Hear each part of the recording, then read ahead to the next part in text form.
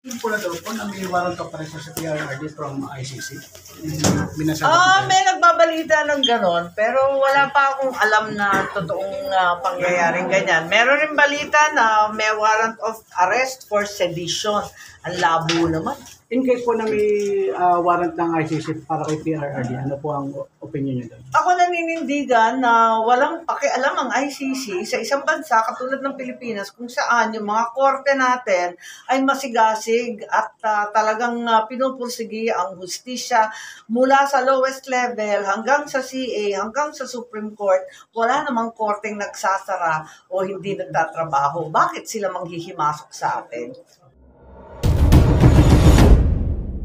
Ang dami nyo, ha? Morning, ma'am. Hi po!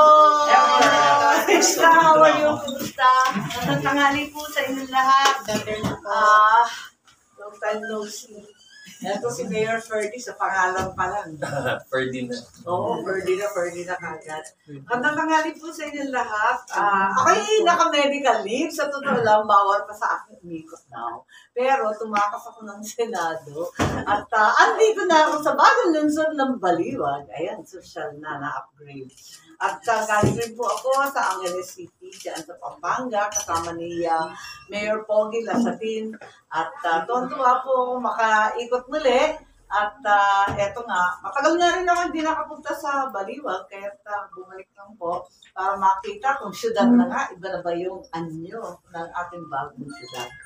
So, eto, iba-iba naman ang binigyan natin.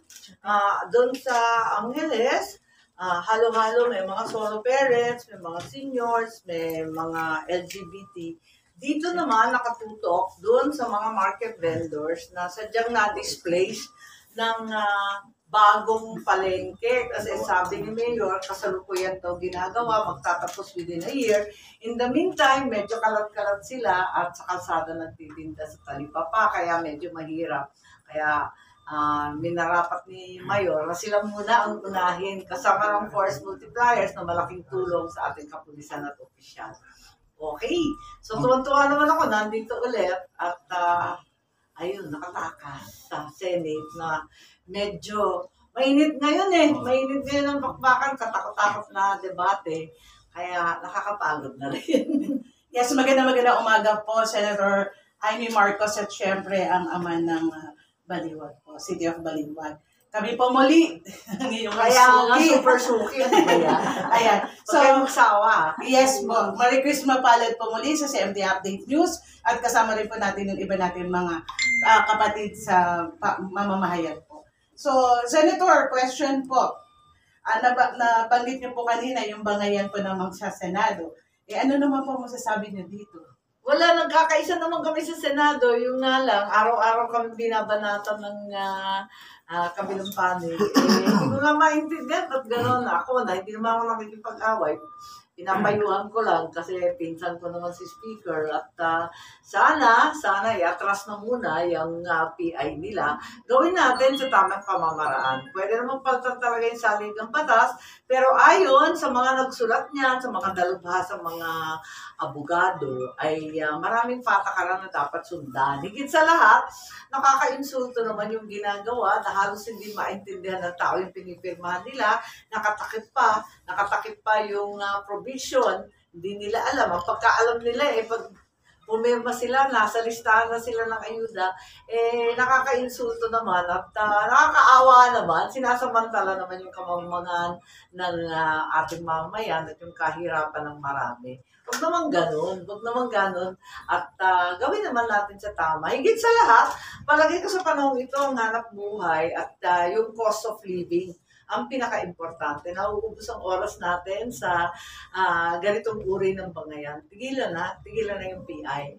Nakakatawa nga dun sa Angeles, may nagtanong sa akin, "Ma'am, namimigay ka ng AX?" Sabi ko, "Oo, namimigay ng AX. Walang pirma, ha?" Sabi ko, "Oo, walang pirma. Talagang buong-buo. Inyong-inyo yan." Ayan. So, si Sir Eric Silveria naman po magtatanong from Manila Times. Hello po, ma'am. Ayun pala. Ang tanong ko po, ma'am, meron pong 8 lalawigan na ngayon na dumaranas ng epekto ng El Nino na nabawasan na po ng 60% ng kadalasang pag-ulan. Ayon po sa OCD, meron pa po tayong 50 pa na mga lalawigan na makakaranas din ng tagtuyot pagsapit na hanggang Abril. Ano po may sasuggest nyo? Yun na nga talagang malalang yung sitwasyon. Kung 50, pakyam na halos lahat, 50 pas yung existing na sinasabi, 5, 6, 7, halos 81 lang naman ang ating probinsya, napakadami na talagang matatamaan dito. Hindi ba pagkakaila na matindi ang climate change sa buong bansa? Itong na nangyayari. Samantalang may El Nino dito sa Luzon, doon naman sa Mindanao, yung Davao, 3 linggo na binabaha. Hindi mo na maintindihan yung panahon, kaya yung DSWD natin, naka-red alert na lang halos lagi. Papayo natin, siyempre, unang-una, bantayan natin yung mga imbakan ng tubig. At alam natin na yung ating dams, lahat sila below normal level na. Talagang iipunin. Noong unang panahon, baka naaalala pa na ni Manang Sonia, ni Mayora, na dati meron asyon aksaya. Yun, mag-aksaya ng tubig kasi talagang kailangan na daan-daan. Wala pa tayo sa panahon ng summer, hindi pa tag-init. Although nag-umpisa na yung init, talagang nagkakahirapan na sa tubig. Isa pa, nananawagan ako nung last year pa, dahil kailangan paghandaan ito, sa DA na mag-ipon na nung mga drought-resistant variety ng gulay at ng bigas. Kasi kukulangin tayo talaga ng kakainin kapag yung mga ordinaryong binhi ang ibigay sa atin. Kasi kulang na nga yung tubig. So dapat mag-ipon tayo at bumili tayo ng mga binhi na hindi masyado nangangailangan ng tubig. Meron namang ganun At saka yung ngayon, yung ginagawa sa Ilocos, yung minamarkot na yung mga kamatis at yung talong, halimbawa, isang tangkay para makapagtipid. So, lahat yan, pasukan po natin dahil napakahirap nito at kailangan talaga double time tayo sa pagtutulong sa ating mga magsasaka. Ang Bulacan dati, sakahan, pero ngayon, highly industrialized, halos sa Metro Manila na, Northern Metro Manila na, kaya't medyo ligtas kayo dyan, kaya lang, biktima palalo ng matataas na presyo. Okay, ngayon naman po si Sir Shapco ng Tugon Balita. Good morning po, Senator. Tanong ko lang po, ano po ang reaksyon nyo sa Mindanao succession ni ex-President Duterte at yung po nababalitang warrant of arrest mula sa ICC? Well, talaga nakakasama ng loob yung naririnig natin na maghihiwalay na yung Mindanao. Huwag naman sana magkawatak-watak ang ating kapulungan. At matagal ng daing yan sa Mindanao kung tutuusin. Pagkat huling-huli sila, kumbaga lugi sila sa atin. Dahil sa kalsada pa lang, sa tulay, sa lahat ng infrastruktura, hirap sila sa kuryente. Naintindihan ko naman yung daing nila na parang halos hindi sila pinapansin ng dekada-dekada na hinabol ng konti ni Presidente Duterte ng panahon niya, ngunit talagang malayo talaga sila kesa sa Luzon.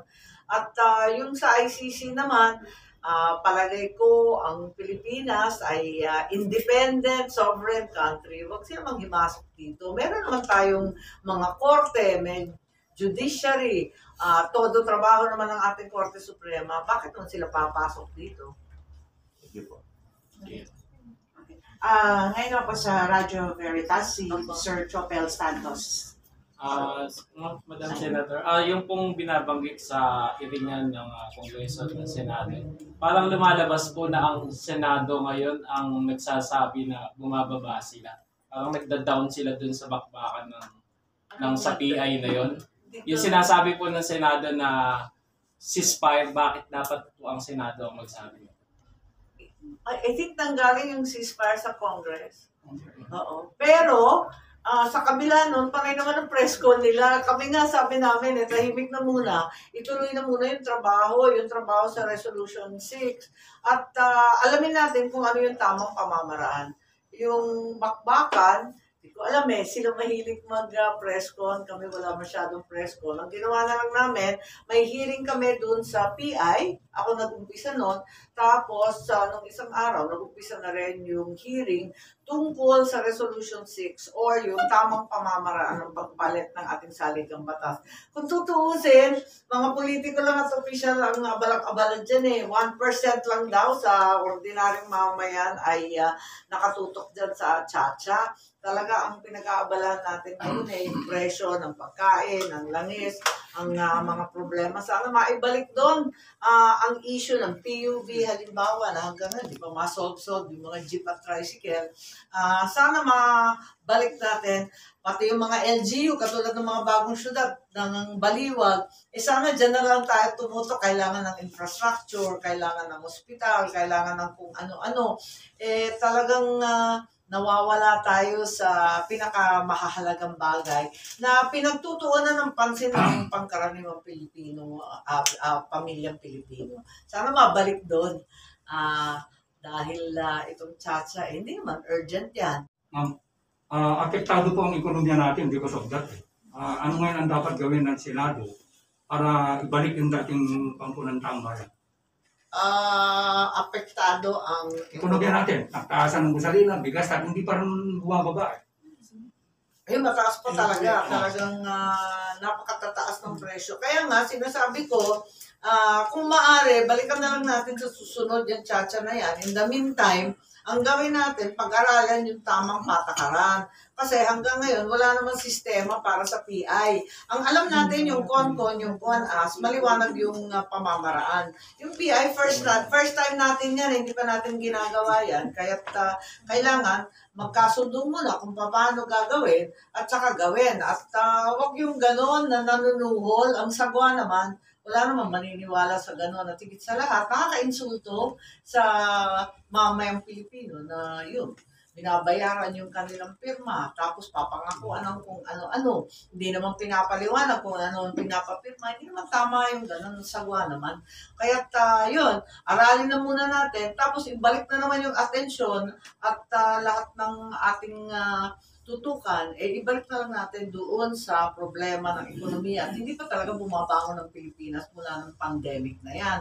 At yun nga, laki pa ng halaga, 14-15 billion ang gagastusin para dyan. Meron ba tayong extra money para sa mga gawain ganyan? Ibigay na natin sa mga bagong lusot katulad ng Baliwag kung may extra money, di ba? Kasi kailangan ng development Kailangan talaga tulungan ang tao.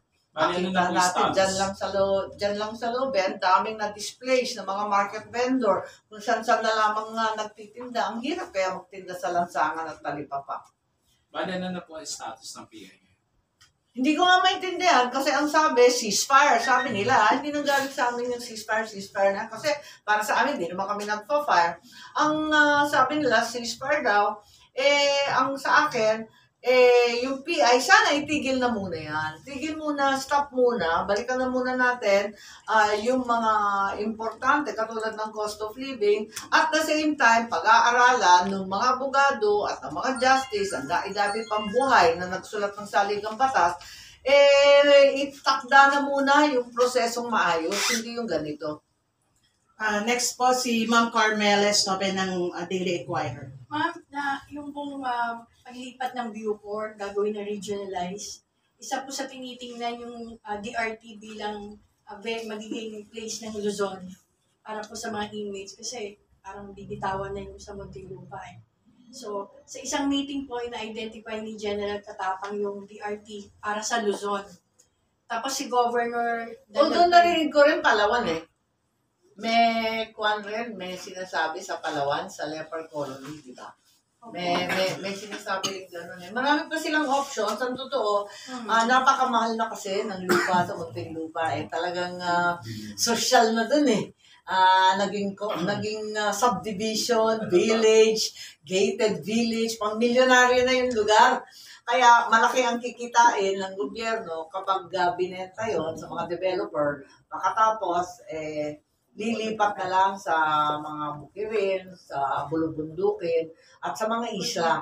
Kaya yun, yung DRT, palibasa malayo-layo, siguro, isang option yun. Narinig ko rin sa Palawan, tapos may iba't iba pang lugar sa Visayas at Mindanao. Tama naman siguro yung direksyon na sinasabi. Yun nga lang, dapat tanggapin rin ng mga host areas. Kasi kung minsan ayaw rin nila na nandun ang mga bilanggo at Sa case yung po ni Bulacan. Governor Daniel, may ino-offer din siya na lupa ng Bulacan na parang papagamit. Oo, yun na nga, namin siya. yun na nga ang kagandahan doon na ang lalawigan ng Bulacan, may lupa pa talaga. Yung ibang lugar kasi wala na talaga, masukal na. Although, ang Bulacan sinasabing Northern Metro Manila na. Ang totoo naman. Kasi very developed. How would you na. welcome it po sa bayan ng lola nyo? Kanina po medyo... Palagay ko, malaking bagay rin kung magkaroon ng development doon. Kasi alam natin, napakalawak ng lupa at napakaganda. Imbes na magkairingan tungkol dyan sa ano ba yun? T-rose, marble, at mining, at kung ano-ano. Hindi naman na-develop. Mas maganda naman na ma-develop na at bagsakan ng budget para sa bilanggo at sa kulungan. At the same time, yung mga kalsada, Ito na yung maaayos chance po yan. niya. Maganda kasi yung pangitain doon, maganda ang klima, malamig-lamig.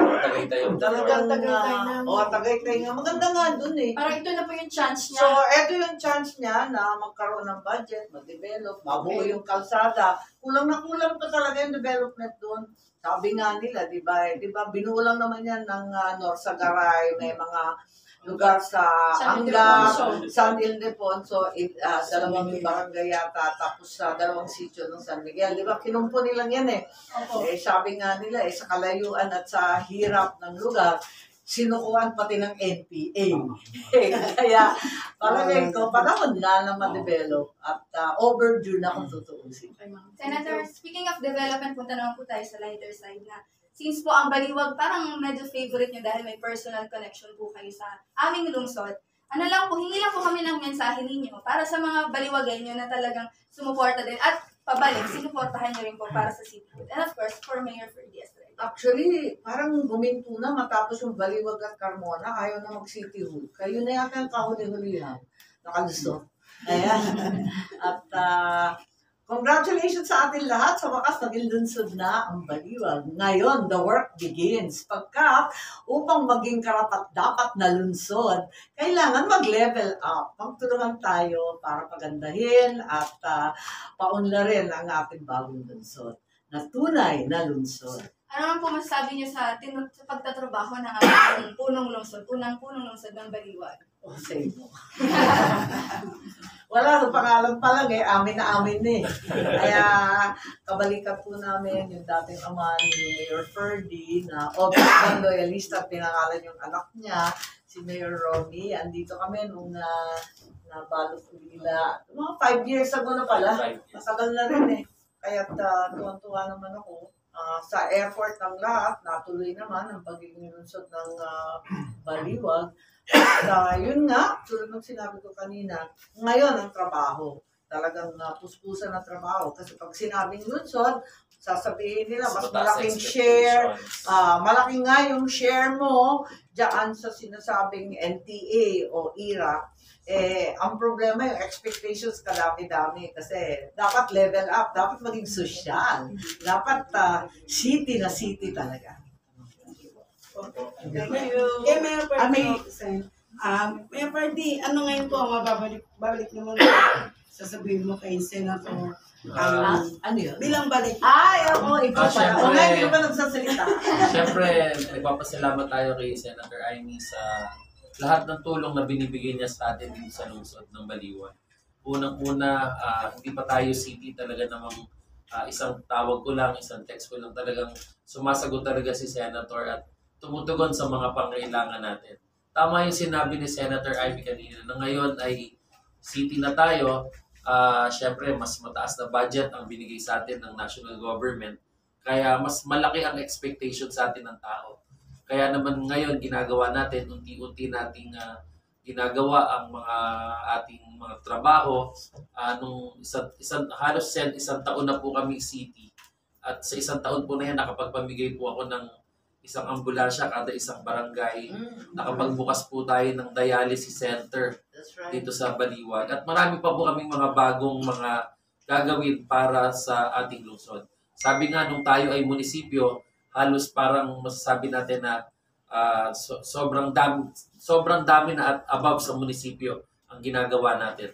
Pero ngayon tayo naging city, syempre mas tumaas ang ating pangangailangan, kaya yung mga developments na ating gagawin ay unti-unti nating gagawin.